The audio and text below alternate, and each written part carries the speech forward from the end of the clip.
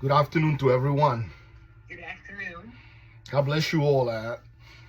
May the peace of God be with us. Good afternoon. I before I want to go straight. I want to just go straight to the point because sometimes we spend so much time saying, but we have to spend more time doing. I remember that the words of the wise man apostle he say, what is good if you could say to somebody, be blessed, but if that person needs to be covered, shelter, fed, you just say be blessed. Will you saying be blessed will be enough? Of course, it's not going to be enough. And we have to put our words into action. If we don't put our word into action, as I often say, we become like the fountain stock that is not giving life, not producing life, but it's becoming poisonous, because you become negative. When you don't give life, we don't stretch our hands to the needy. I'm not talking about family. Our family is our responsibility. That's right. That's not, we're not going to get a reward because I took care of my children, my wife, because I'm faithful to my wife. That's my responsibility. We don't get no reward for that. That's responsibility. And if we do it, it's because we don't do it because we run out. We quit our being responsible. That was our responsibility. What I'm talking about is those who we don't know. Those who we don't know. Those who have no physical link, but they are around us. We become murmurers, murmuring about everything. Complainers. But when we are the fountain that we give, sometimes we don't have no time to murmur. Somebody asked me in the week and say, do you get random thoughts from time to time? I say, I don't have no time for random thought. I have no time for random thought. They come, but they go away. I have no time to sit down and think about nonsense. Because if you have a pain on my back from time to time, take it to the Lord and pray and keep moving.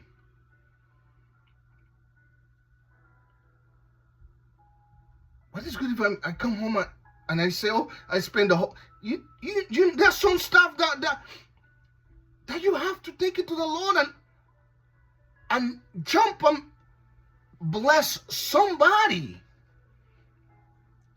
Lift up somebody, because that's what life comes. When we share life, Jesus he gave his life. And he received life because he gave life. So when we give life, we get life. But when we don't give nothing, we don't get nothing, but we run the risk of withering.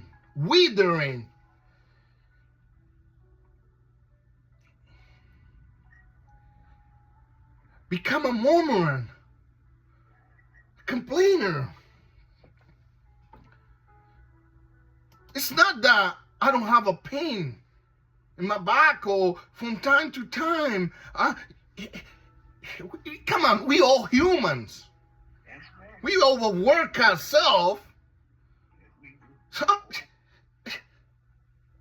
Or you gonna tell me that Jesus did not feel a pain for overworking himself or come on.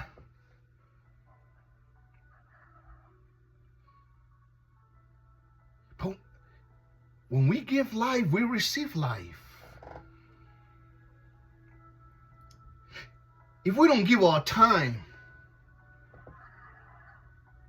our effort, we get nothing in return.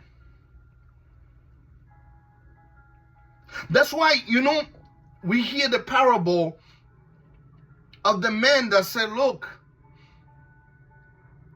I built so many wealth, power. It's time for me to sit down and enjoy it. And Jesus said, you fool. Jesus said to the problem, you fool. Because you're not going to enjoy anything. Because the purpose of being here is to give. To give. Not just to accumulate and enjoy, but to give.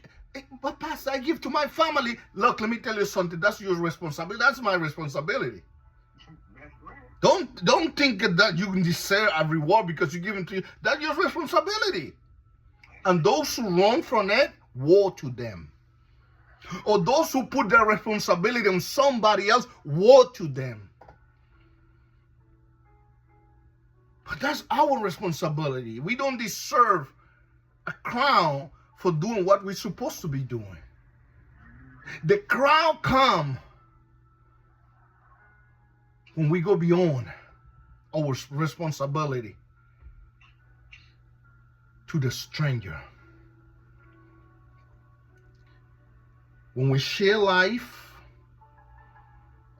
we receive life.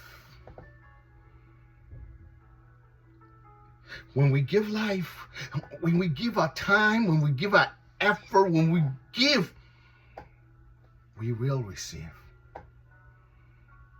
There's no doubts about that. Some people say it's the law of the universe. Some people say it's karma. Some people say it comes around. It's just what God has placed in place, that what we give us, so we receive.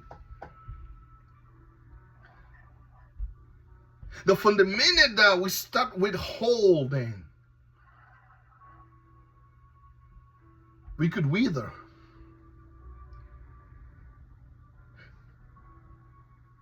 But when we wake up,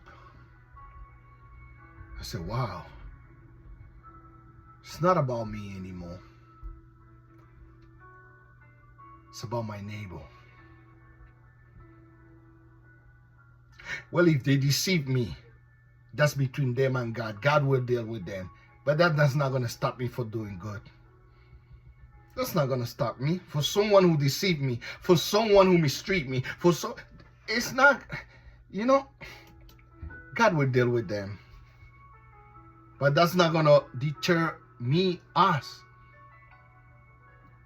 to keep doing good. To keep sowing those seeds that you plant in the ground. Sometimes they don't grow the first, sometimes they don't grow at all, but the one that you sow before that or after that, woof, you get the harvest. You get the huge, wonderful harvest. Maybe not the seed that I sowed yesterday, but the one that I sow a month or a year ago, or the one that I'm going to sow tomorrow, because some seeds don't. But, eventually, that which I'm giving will materialize in my life. But if I begin to withhold because of a bad experience, because of 10 people who deceive me, it will be 1 or 2 who will not deceive me. So I will not allow the goodness of God to stop flowing through me just because of 10 or 20 of 100. Because it's 100, it's a more 50 more that are good. But when we close our hands and we hold, we stopping. We're no longer leaving. We're no longer sharing. Like this man, his man say, okay, I'm ready to I have everything in there. I'm ready to relax. And Jesus said, you fool. You fool. You make plans and you not include God in it.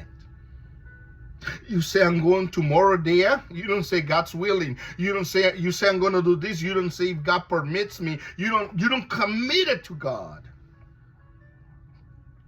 Jesus said, you fool.